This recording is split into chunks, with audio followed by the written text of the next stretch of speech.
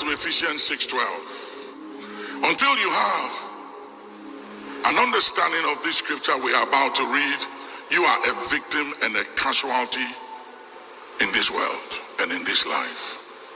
For we wrestle not against flesh and blood, but against principalities, against powers, against the rulers of the darkness of this world, against spiritual wickedness in high places. Ladies and gentlemen,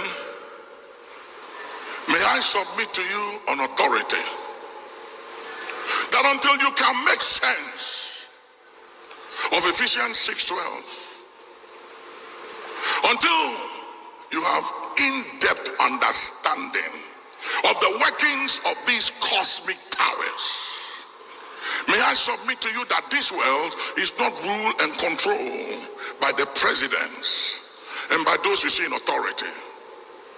You are joking. It's controlled by Ephesians 6:12. They are responsible of the chaos of the nations of our world. They rule, they control, they govern families, nations, individuals. And may I submit to you the title of my message, The Enemy Within, that the enemy will fight you from within. He fights through anyone who has access to you. He operates through people who have access to you. Most time we think that the enemy works through witches and through demons. Yes, he does, but demons and witches don't operate in a vacuum. In a vacuum. They don't operate in the void of space. They work through human beings to carry out their assignment for other human beings. And as long as you live in this flesh of yours, you will every now and then contend and wrestle with these cosmic powers. It's an ongoing conflict. It's an ongoing conflict. From the day you were born to the day you die, whether you believe it or not, you can stand on the tallest building in Accra and jump and say, I don't believe in the law of gravity, and very soon we will attend your funeral service. It's not a matter of what you believe and you don't believe. It's the reality of life. And I submit to you, make no mistake, that this world is governed by Ephesians 6:12. And these cosmic powers, they operate through human beings. They function through human beings to carry out their agenda for humanity. And they will use anyone.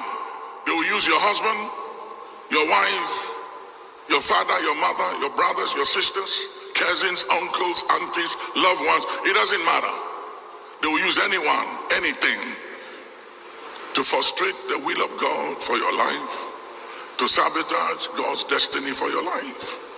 A lot of people live in this world, they live carelessly, they walk aimlessly. They think life is all about making money and becoming famous and trending on social media and having relevance. They think that is what life is all about. But may I submit to you on authority, ladies and gentlemen, that life is more than trending on social media. It's more than becoming famous. And it is more than making and having money. You and I were born and have come into the world for such a time like this to perform a duty, a responsibility to the benefit of humanity and mankind and to the glory of God. How I pray that we will not live carelessly and walk aimlessly, that when the curtains are drawn down and the dust settles and water finds its level and your moment and your time in this world is over, that you will not die and leave this world not fulfilling the purpose for which you came. For we will all give an account on that day. There will be no excuse. For ignorant of the law is no excuse. You can't give an excuse and say, well, I didn't know why I was born, so I lived carelessly and I walked aimlessly and I made money and I built houses and I became famous. All that don't mean and don't matter, for it is appointed unto man once to die, and after that comes judgment. Ladies and gentlemen, this world is governed by Ephesians 6:12. Unseen persons. They are real. And the battle is fierce. And the conflict is ongoing. We are living in a time of spiritual emergencies, and drastic measures are required for our survival. Matthew 16, 22 to 23. Then Peter took him and began to rebuke him, saying, Be it far from thee, Lord, this shall not be unto thee. But he turned and said unto Peter, Get thee behind me, Satan. Thou art an offense unto me, for thou savorest not the things that be of God, but those that be of men. Whenever we place emphasis on the things that be of men and not of God, we become adversaries of God. We become tools and vessels in the hands of the adversary against other human beings.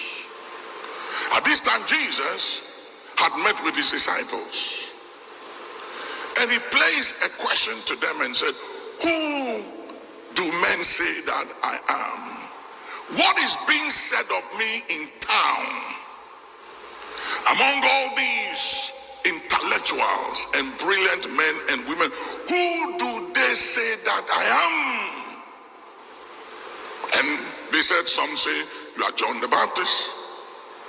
Others says you are Elijah, Elias, risen from the dead, Jeremiah. Jesus said, that is how limited logic and philosophy and intellectual capabilities can be. That is how limited they can be. But you that are with me and have walked with me and have seen the wonders of Almighty God, who do you say that I am? Everybody was quiet. Then Peter said, Thou art the Christ, the Son of the living God. Jesus said, Peter, if you had lived for 1,000 years, flesh and blood, human intelligence and capabilities would have never been able to reveal to you what you just revealed about who I am and my identity.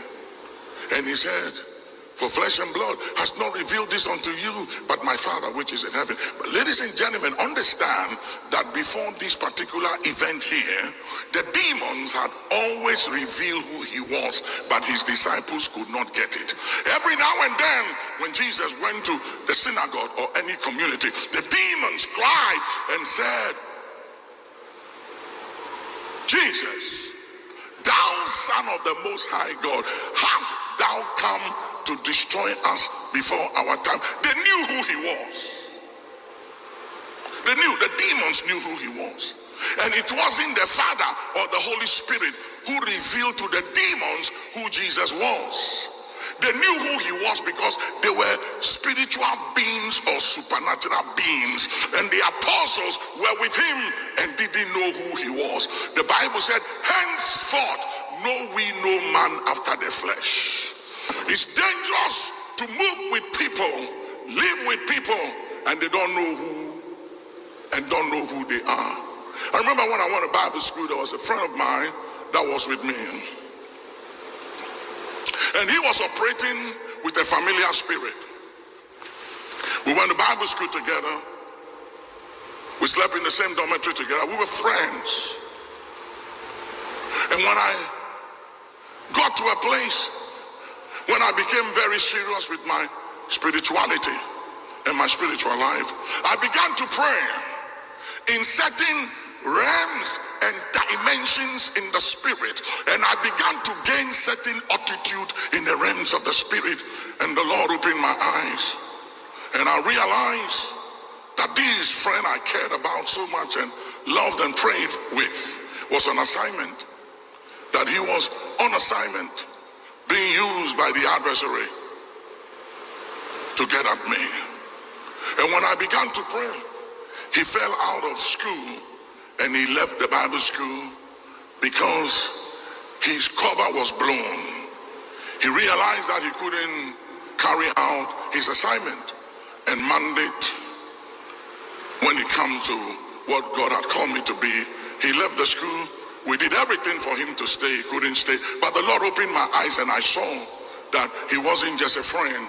He was an opening. He was a tool. He was a weapon in the hands of the adversary to sabotage my destiny and what I was born to be. He was smart. He was intelligent. But he wasn't wise. In this world, if you are brilliant, if you are smart, you are wise, which is what education provides. You can make money. You can trend on social media. You can have relevance. And yet, he and the one that is wise will last. Will last. Wise people last. Fools, brilliant, intelligent people, they die early because they believe in their own skill. They believe in their own capabilities. They think they are better. They can figure out everything than anybody. But there come a time in all of our lives when your brilliance and your intelligence and skill is restricted and limited. And it is that day that you will realize the need of the supernatural and spirituality. Until you understand, ladies and gentlemen, that Ephesians 6:12 is what governs the nations of the world. All these people you hear, president, minister, honorable, excellency, they are not in charge of this world. They are not in charge. It's Ephesians 6:12 that controls this world. And to be successful, to fulfill your mandate, you must understand how Ephesians 6:12 operates. They work through other human beings. They operate through people who have access to you. What do you do when the enemy attaches an enemy? When the enemy attaches a demon to a loved one of yours? What do? It's easy to fight an enemy out there. But how do you navigate? And how do you deal with a loved one when the enemy attaches a demon to a loved one? When the enemy attaches what you hate into what you love, how do you deal with that? We are in a state of emergency. We can't pray as usual anymore. Can't fast as usual anymore. The times have changed. The times have changed. What we are used to and what used to work before don't work anymore, because the adversary knows that he has a short time and time is of the essence, and he's throwing everything at you and I. And until we realize that the times have changed and what used to work before doesn't work anymore, we are in trouble. And I pray, and sometimes I worry for my children and my grandchildren. I was telling one of my son-in-law, I said, son, you need to train these daughters of yours to be warriors. And until you train them to become warriors, you have failed as a father. And that is the mistake we are all doing, thinking that education is everything. We train them, give them good education, and we are proud of our children graduating for the best of schools, having all these educational certificates, but they are bankrupt, they are spiritually bankrupt. Bankruptcy in the knowledge of Adonai, have no understanding of Ephesians 6:12. They have no understanding of the forces that controls and govern this world. And we think we've done a good job. What good job have you done? You give them education, you think that is it. You are joking. You are a failure the day you die. And everything you've worked for, like Solomon said. Look at Ecclesiastes chapter 2 verse 18 and 19. Like Solomon said. Yea, I hated all my labor which I had taken under the sun, because I should leave it unto the man that shall be after me. You will leave it. All this wealth you are creating, you will leave it one day. And who knoweth whether he shall be a wise man or a fool. He said, I don't know whether the one that comes after me shall be wise or fools. And whether they will be wise or fools has everything to do with how we have trained and groomed them. And we are raising parasites and not warriors. Yet shall he have rule over all my labor wherein I have labored, and wherein I have showed myself wise under the sun. Wise. This, not smart, not intelligent, but wise. Why? This is also vanity. You see, it's vanity. And it's exactly what happened. The guy that inherited Solomon was a fool. He wasn't a warrior. Listen to what the Sheikh of Dubai said recently. I have a lot of respect for this guy. He said something that I can't shake off my mind. I keep thinking about the sayings of the Sheikh of Dubai. Listen to what he said. The founder of Dubai, Sheikh Rashid, was asked about the future of his country, and he replied, my grandfather rode a camel. My father rode a camel. I ride a Mercedes. My son rides a Land Rover. And my grandson is going to ride a Land Rover. But my great-grandson is going to have to ride a camel again. Why is that, he was asked. And his reply was, hard times create strong men. Listen, the difficulties you and I had in our upbringing, the sufferings we encountered, the tough times we had, has made of us the kind of materials we are. We are survivors. I am a survivor. Mosulu kutund, kelang, kewuns, solanda kafahasan, mileitu kunda kasahalada, awala kasala. I am a survivor. I am a survivor because I've come from the backside of the desert. I wasn't raised in the palace of kings and princes and princesses. I was raised at the backside of the desert. I was raised at Dondoli, Wapani, Jejereiri, Tinomsolko, Bolgatanga, and Zwarungu, where you'll be passing and a tree will call your name. A tree will call your name and say, how are you today? You are looking at me. That's why you have no respect for spirituality, because you haven't seen anything. I was raised in an area where you'll be passing and a tree will call your name. A tree will call and say, hey, Nicolas, how are you today? When you encounter those things, you will realize that there is something greater than logic and philosophy in life. The Bible said, and Jesus answered the fig tree. If Jesus answered the fig tree, it stands to reason logically that the fig tree said something others didn't hear, but Jesus heard it. Go ahead. Hard times create strong men. He said hard times, difficult times, hardship create strong men and strong women like you and I. I am a survivor. Strong men create easy times. Strong men create easy times. And easy times create weak men. And that is what happened. Easy times create weak men. And weak men create difficult times. We have weak men. Men that are supposed to be strong are weak. Because easy times, they were made, they are product of easy times, so they are not survivors. Go ahead. Weak men create difficult times. Many will not understand it, but you have to raise warriors and not parasites. Look at me. Ask somebody, are you raising warriors or parasites? Ask them, are you raising warriors or parasites? There are parasites all around us today.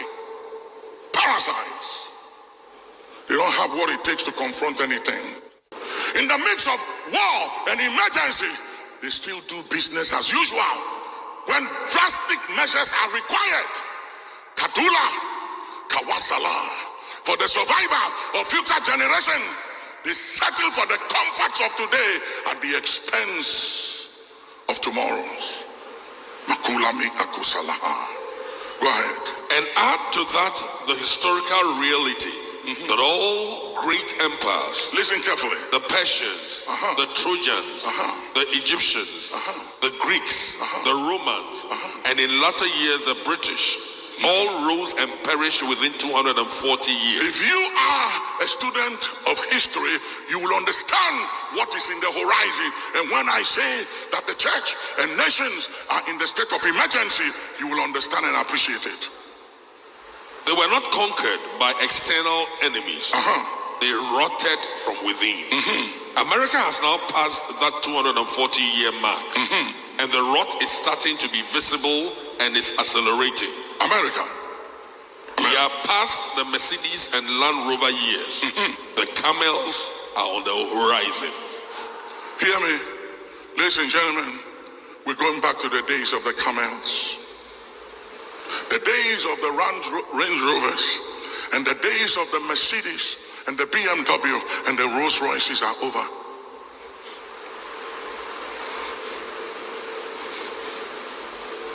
I wish I could put fear in you, the fear of God, and make you afraid because you are too comfortable. I'm very worried.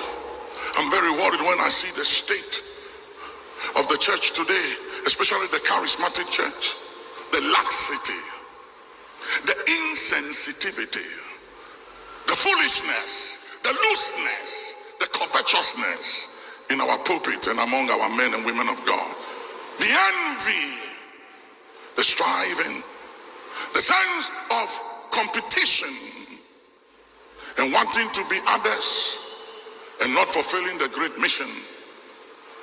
And it's all about crowd and numbers and money and deep pockets and the Mercedes and the Range Rovers.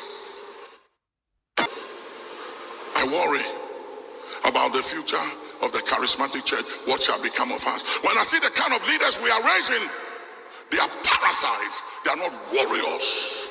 These are not men and women that understand the reality of the spiritual world. A preacher said to me the other day, he said, Papa, he said, my wife provokes me, and if something is not done, one of these days I will go have an affair out of my marriage. And I said, you know something? You are a parasite. He said, what do you mean? Are you insulting? I said, yes, I'm insulting you. You are a parasite. He said, what do you mean, Papa? I said, the issue at stake is not how your wife is handling you or provoking you. She's being used and she doesn't even know or realize that she's being used to trigger and to provoke you. He said, what do you mean? I said, the enemy has tried everything to bring you down and he can't because he has nothing on you. Jesus said the prince of